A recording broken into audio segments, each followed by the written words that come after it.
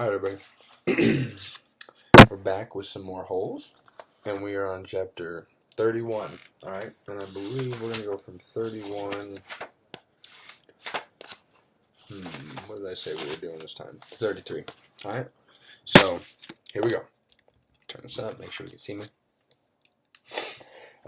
Stanley angrily dug his shovel into the dirt. He was angry at everyone. Mr. Podensky, the warden, Zigzag, X-Ray, and his no-good, dirty, rotten, pig-stealing great-great-grandfather.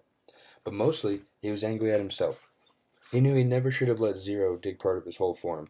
He could still have taught him to read. If Zero could dig all day and still have the strength to learn, then he should have been able to dig all day and still have the strength to teach. What he should do, he thought, was go out after Zero. But he didn't. None of the others helped him dig Zero's hole, and he didn't expect them to. Zero had been helping him dig his hole. Now he had to dig Zero's. He remained out on the lake, digging during the hottest part of the day. Long after everyone else had gone in, he kept an eye out for Zero, but Zero didn't come back. It would have been easy to go out after Zero. There was nobody to stop him. He kept thinking that's what he should do. Maybe they could climb to the top of the Big Thumb, if it wasn't too far away. And if it was really the same place where his great-grandfather had found refuge, and if, after 100 years or so, water was still there. It didn't seem likely.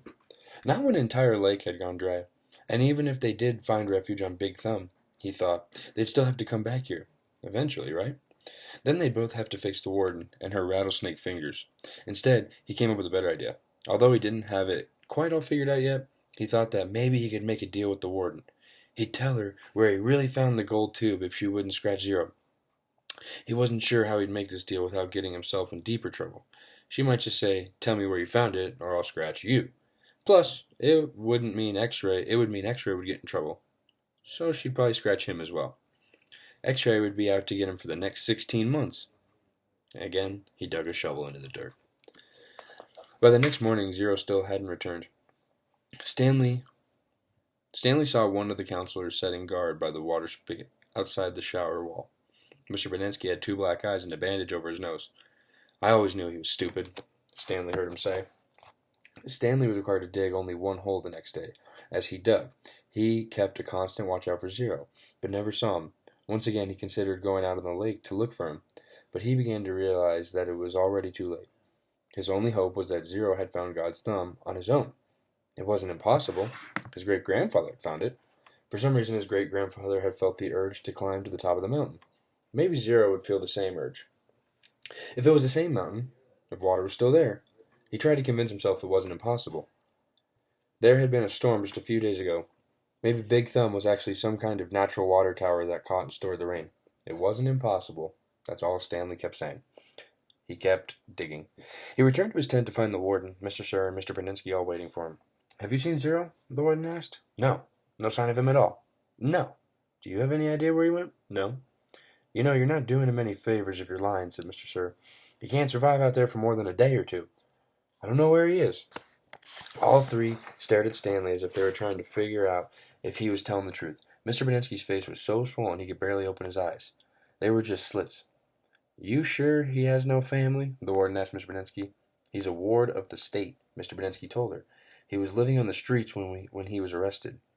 Is there anyone who might ask questions? Some social worker who took an interest in him. He had nobody. He was a nobody, said Mr. Podensky. The warden thought a moment. Okay, I want you to destroy all his records. Mr. Podensky nodded. He was never here, said the warden. Mr. Sir nodded as well. Can you get into the state files from our computers? She asked Mr. Podensky. I don't want anyone in the AGs of the office to know he was here. AG is Attorney General. I don't think I can erase him completely from all the state files, said Mr. Podensky. Too many cross-references. But I can make it so it'd be very difficult for anyone to ever find a record of him. Like I said, though, no one will ever look. No one cares about Hector Zeroni.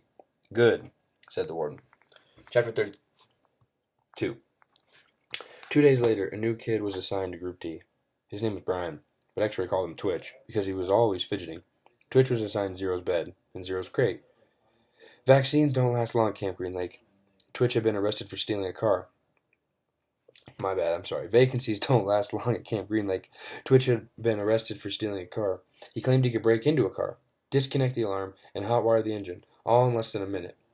I never planned to, steal one, he told them. But sometimes, I'll be walking past a real nice car, parked in a deserted area, and, I'll just start twitching.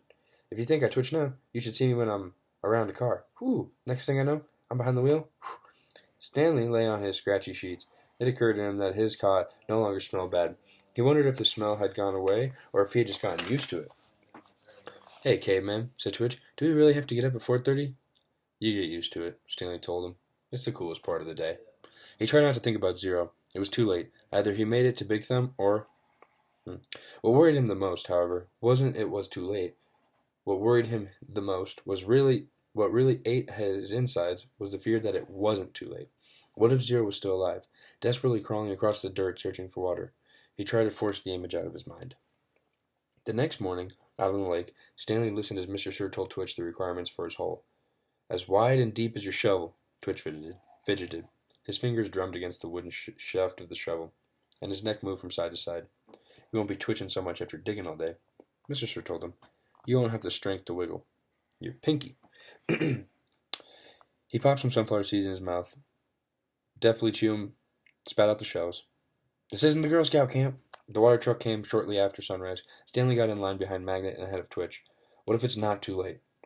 He watched Mr. Sir fill X-Ray's canteen. The image of Zero crawling across the hard dirt remained in his head. But what could he do about it? Even if Zero was somehow alive after more than 4 days, how would Stanley ever find him? It would take days. He'd need a car. Or a pickup truck. A pickup truck with a tank of water in the back. Stanley wondered if Mr. Sir had left the keys in the ignition. He slowly backed away from the line, then circled over to the side of the truck.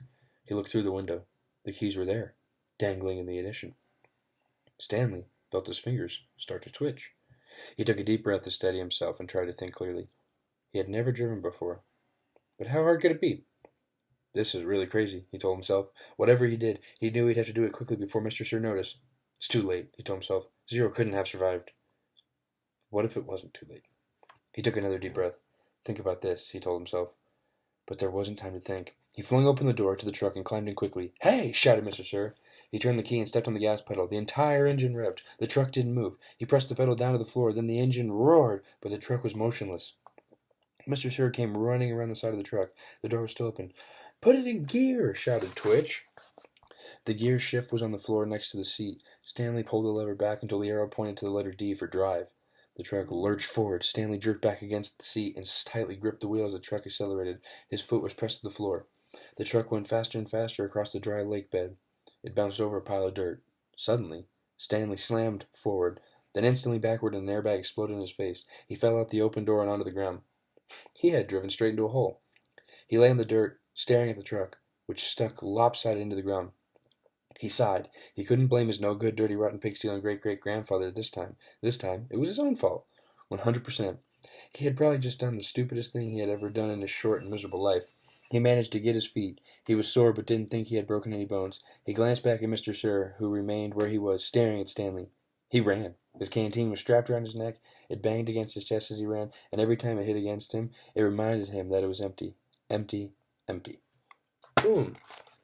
That's the end of chapter 32.